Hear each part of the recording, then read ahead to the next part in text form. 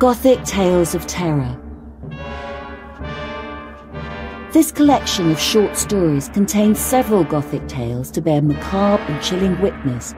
These tales are designed to unsettle you, just a little, as you sit back and take in their words as they lead you on a walk to places you'd perhaps rather not visit on your own. These stories are read for you by many readers, including Ghizela Rowe and Richard Mitchley.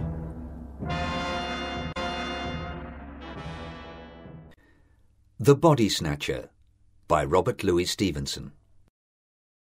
Every night in the year, 4 of us sat in the small parlour of the George at Debenham, the undertaker and the landlord and Fettes and myself. Sometimes there would be more, but blow high, blow low, come rain or snow or frost, we 4 would be each planted in his own particular armchair. Fettes was an old drunken Scotsman, a man of education obviously, and a man of some property, since he lived in idleness. He had come to Debenham years ago while still young, and by a mere continuance of living had grown to be an adopted townsman. His blue camlet cloak was a local antiquity, like the church spire.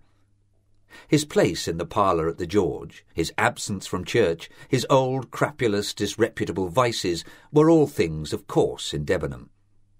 He had some vague radical opinions, and some fleeting infidelities which he would now and again set forth and emphasise with tottering slaps upon the table. He drank rum, 5 glasses regularly every evening, and for the greater portion of his nightly visit to the George sat with his glass in his right hand in a state of melancholy alcoholic saturation.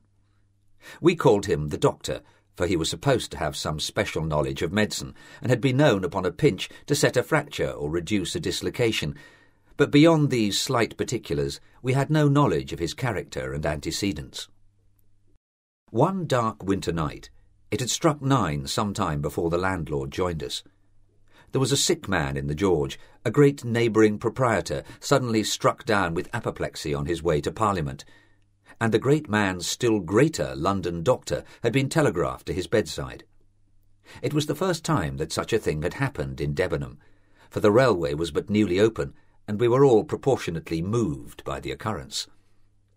"He's come," said the landlord, after he had filled and lighted his pipe. "He?" said I. "Who? Not the doctor?" "Himself," replied our host. "What is his name?" "Dr. Macfarlane," said the landlord.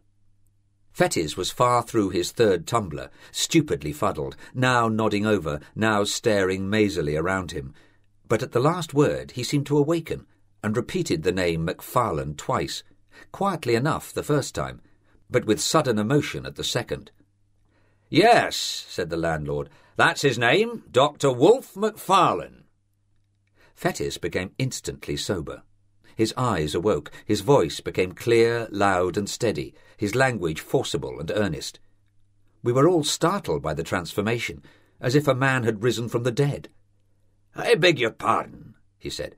"I'm afraid I've not been paying much attention to your talk. Who is this Wolfe Macfarlane?" And then, when he had heard the landlord out, "It cannot be, he added.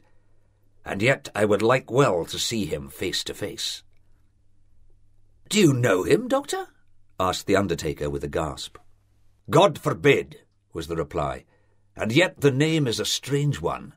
It were too much to fancy too. Tell me, landlord, is he old?" "Well," said the host, "he's not a young man, to be sure, and his hair is white, but he looks younger than you." "He is older, though, years older. But," with a slap upon the table, "it's the rum you see in my face, rum and sin. This man, perhaps, may have an easy conscience and a good digestion." "Conscience! Hear me speak. You would think I was some good old decent Christian, would you not? But no, not I. I never canted. Voltaire might have canted if he'd stood in my shoes. But the brains," with a rattling fillip on his bald head, "the brains were clear and active, and I saw and made no deductions."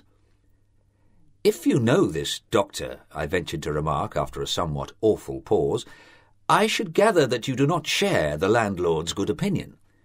Fettes paid no regard to me. "Yes," he said with sudden decision, "I must see him face to face." There was another pause, and then a door was closed rather sharply on the first floor, and a step was heard upon the stair.